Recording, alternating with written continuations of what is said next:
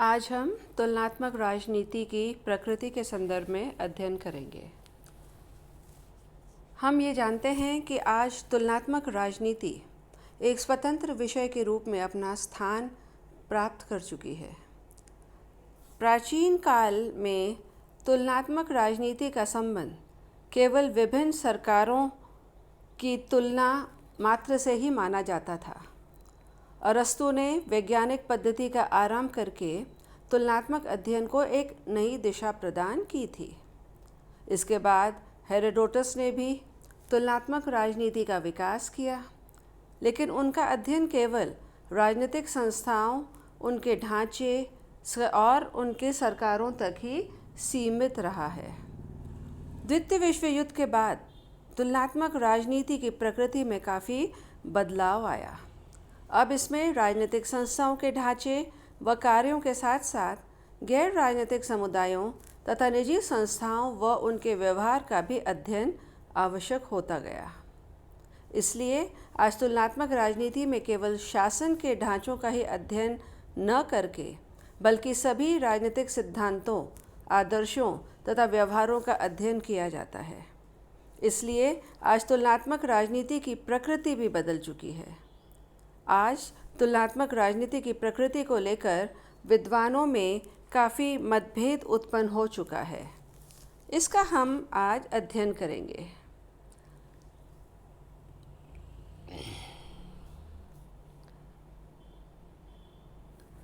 तुलनात्मक राजनीति की प्रकृति के संबंध में कई तथ्य प्रस्तुत किए जा सकते हैं।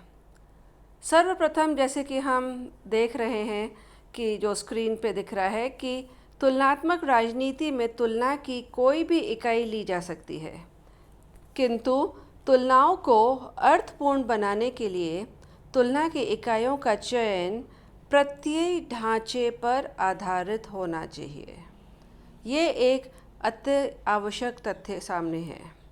दूसरा, तुलनात्मक राजनीति पश्चिमी, गैर पश्चिमी और साम्यवादी देशों की संस्थाओं का तुलनात्मक विश्लेषण होना चाहिए।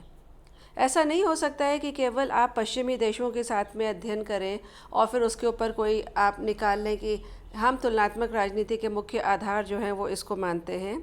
आपको गैर पश्चिमी और गैर पश्चिमी, और हम जानते हैं कि साम्यवादी क्रांति के बाद में साम्यवादी दलों ने भी अपना बहुत ही महत्वपूर्ण योगदान दिया है, साम्यवादी राज्यों ने बहुत महत्वपूर्ण योगदान दिया है, तो उनका भी तुलनात्मक अध्ययन होना अति आवश्यक हो जाता है।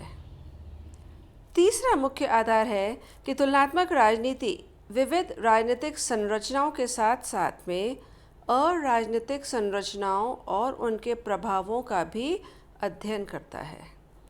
तुलनात्मक राजनीति में आपको प्रक्रियात्मक पक्ष को भी साथ में लेना बहुत ज़रूरी हो जाता है। तो कानूनी पक्ष जो कि संविधान में विद्यमान है, या उसके आधार पर विभिन्न प्रकार के संस्थाओं का पक्ष, और दूसरा उनके जो अराजनीतिक संरचनाएं हैं जो प्रक्रियात्मक दृष्टिकोण रखती हैं, वो पक्ष भी होना बहुत ज़रूरी होता है। चौथा, हम ये देखते हैं कि तुलनात्मक राजनीति में राजनीतिक संस्थाओं की अपेक्षा मानव स्वभाव, उनकी परिस्थितियाँ तथा उनके व्यवहार के अध्ययन को अधिक महत्व दिया जाता है। क्योंकि संरचनाएं तो आप देखिएगा कि हर राज्य में विद्यमान होती है।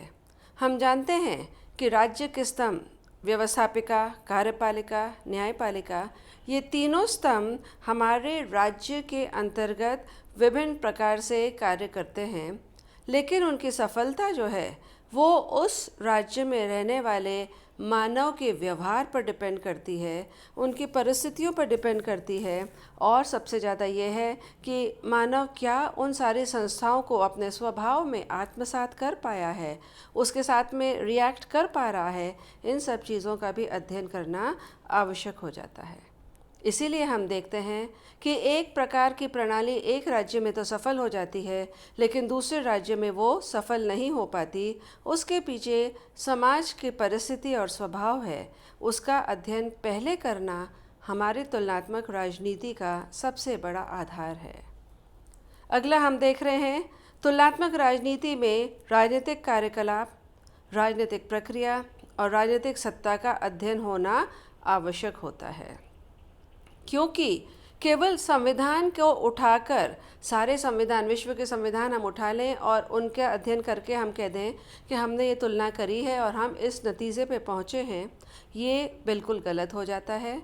क्योंकि हमको अध्ययन राज्य में जो राजनीतिक कार्यकलाप यानी कि व्यवहारिकता के आधार पर जो भी कानून लागू कर रहे हो उसका अध्ययन करना और किस प्रकार से राजनीतिक सत्ता को प्राप्त कर लिया गया है, वो सत्ता किस प्रकार से उसको चैनलाइज कर रहे हैं समाज के अंतर्गत उसका अध्ययन करना भी आवश्यक हो जाता है। इसलिए राजनीतिक प्रक्रिया जो कि समाज को राज्य से जोड़ती है, राज्य को समाज से जोड़ती है, उस प्रक्रिया का अध्ययन करना भी आवश्यक हो जाता है। और आखिरी लेकिन सबसे इम्पॉर्टेंट है कि विभिन्न राजनीतिक प्रणालियों के मूल्यों की तुलना की जानी चाहिए। हम यहाँ पर मूल्य कोई कीमत से नहीं आंक रहे हैं, कोई पैसे से नहीं आंक रहे हैं। यहाँ व्यक्ति के आंतरिक राजनीतिक मूल्य जो होते हैं, जिसको वो स्वीकार करता है, जिसके आधार पर कानूनों को आत्मसात करता है और उसके ऊपर अपना योगदान देता है, वो राजनीतिक मूल्यों का अध्ययन करना अति आवश्यक हो जाता है। तो तुलनात्मक राजनीति को समझने के लिए, उसकी प्रकृति को समझने के लिए ये तथ्य मद्देनज़र रखना अति आवश्यक हो जाता है। इसको एक बेस लाइन मानकर, एक स्टार्टिंग पॉइंट मानकर, इन सब चीज़ों में जब हम पूरी तरह से आश्वस्त हो जाते हैं कि हाँ भाई ये सब चीज़ें हमारे साथ में हो गई हैं, तब हम आगे बढ़कर विभिन्न दृष्टिकोणों का अध्ययन कर सकते हैं। यानी जो अपने ये पॉइंट्स डिस्कस किए, 6 तथ्यों के बावजूद तुलनात्मक राजनीति की प्रकृति के बारे में विद्वानों में और मतभेद हो सकते हैं। मोटे रूप में अगर हम उनका अध्ययन करें तो प्रकृति के संदर्भ में हमारे सामने 4 दृष्टिकोण प्रचलित हैं। एक एक करके, जो आप स्क्रीन पर देख रहे हैं, एक एक करके हम उन दृष्टिकोणों का अध्ययन करेंगे। सबसे पहला मैंने जो मेंशन किया है वो है तुलनात्मक राजनीति का समकालिक या एककालिक तुलना, जिसको आप सिंक्रोनिक कंपैरिजंस कहते हैं। यानी समकालीन तुलनाओं का आधार होना चाहिए। समकालिक तुलनाओं का संबंध उन तुलनाओं से है जो स्थानों के आर पार की जाती है। यानी यदि हम एक ही काल विशेष से संबंधित एक देश की राजनीतिक व्यवस्था की अनेक देशों की राजनीतिक व्यवस्थाओं से तुलना करें तो ऐसी तुलनाएं समकालिक तुलनाएं कही जा सकती हैं। यानी आज के भारत के चुनावों में मतदान व्यवहार की अमेरिका या ब्रिटेन के लोगों के मतदान आचरण से तुलना करना इस प्रकार की तुलना हो जाती है जिसको हम समकालिक कहनी है। यानी टाइम जोन जो है वो आपको सेम रखना है। संस्थाओं का, भारत की व्यवस्थापिका का तुलना आज कैसे हो रही है ब्रिटेन के साथ में, इसी समय की तुलना करना, इसको हम समकालिक तुलना मानते हैं। तो यानी ये पैरामीटर रखना है कि टाइम जोन सेम हो, राज्य अलग हो और उनके बीच में उन्हीं संस्थाओं की तुलना की जाए, उसे हम सिंक्रोनिक कंपैरिजन कहते हैं। दूसरा जो आप स्क्रीन पर देख रहे हैं वो तुलनात्मक राजनीति ऐतिहासिक तुलनाएं के संदर्भ में हम उसकी प्रकृति को देख सकते हैं। डायक्रॉनिक कंपैरिजन कहते हैं इसको। तुलनात्मक राजनीति में तुलनाएं स्थान के आर पार ही नहीं लेकिन समय के आर पार भी की जा सकती है। एक समय में विद्यमान राजनीतिक संस्था की किसी और समय में पाई जाने वाली संस्था से तुलना करना ऐतिहासिक तुलनाएं कहलाती हैं।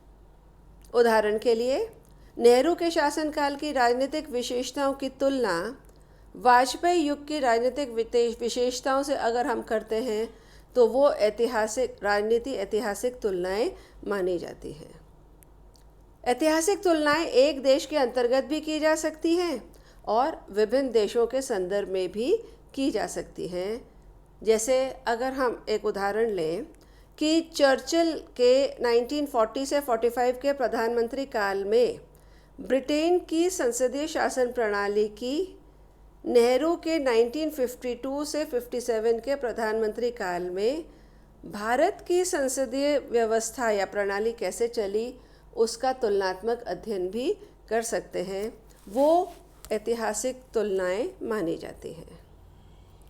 चौथा आधार हमारा जो है वो है तुलनात्मक राजनीति का लंबात्मक तुलना, यानी कि लंब आधार पर, जिसको हम वर्टिकल आधार कहते हैं, वर्टिकल संदर्भ में हम तुलना कर सकते हैं।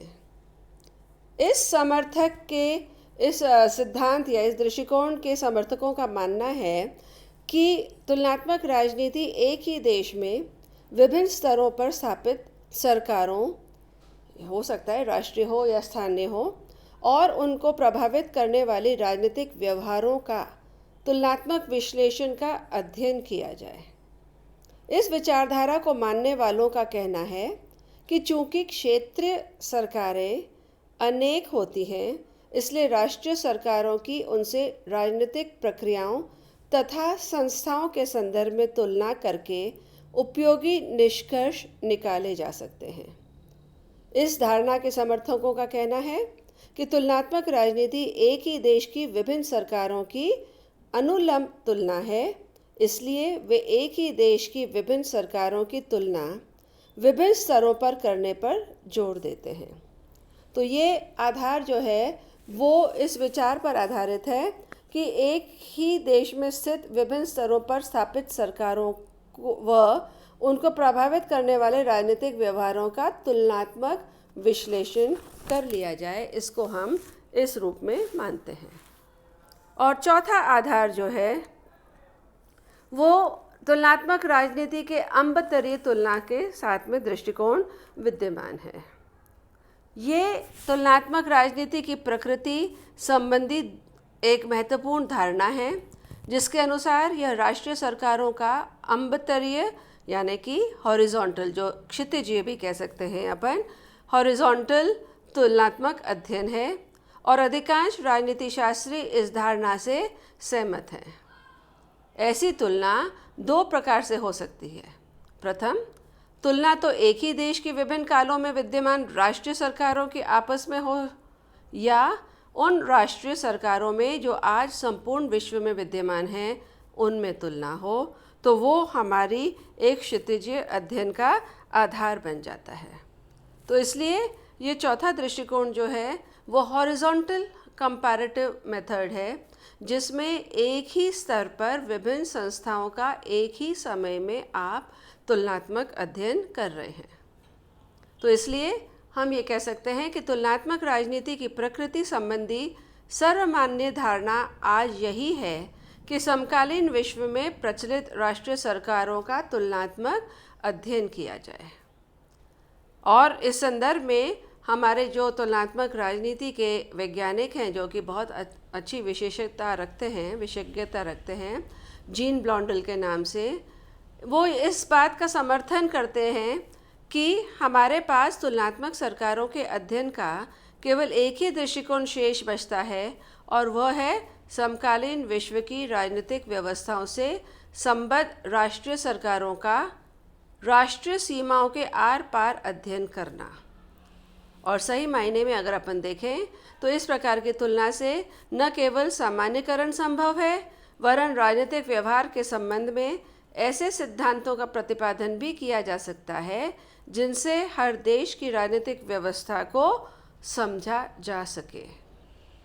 तो आज जो हमने अध्ययन किया है तुलनात्मक राजनीति की प्रकृति का, उसमें पहले हमें तथ्यों का अध्ययन करना होगा, जो शुरुआत में हमने 6 पॉइंट्स में डिस्कस किए हैं।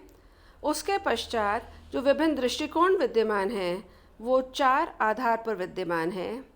पहला एककालिक तुलना, दूसरा ऐतिहासिक तुलना, तीसरा लंबात्मक तुलना, और चौथा क्षितिजीय या अम्बतरीय तुलना।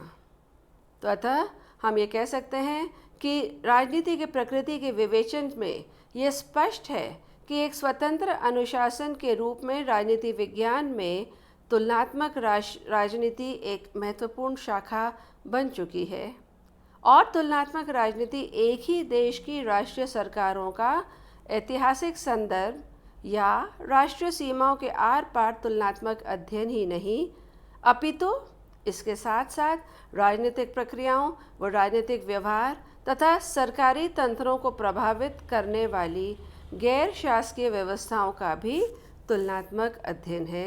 इस आधार पर हमें प्रकृति के अध्ययन को अच्छी तरह से भली भांति करना होगा।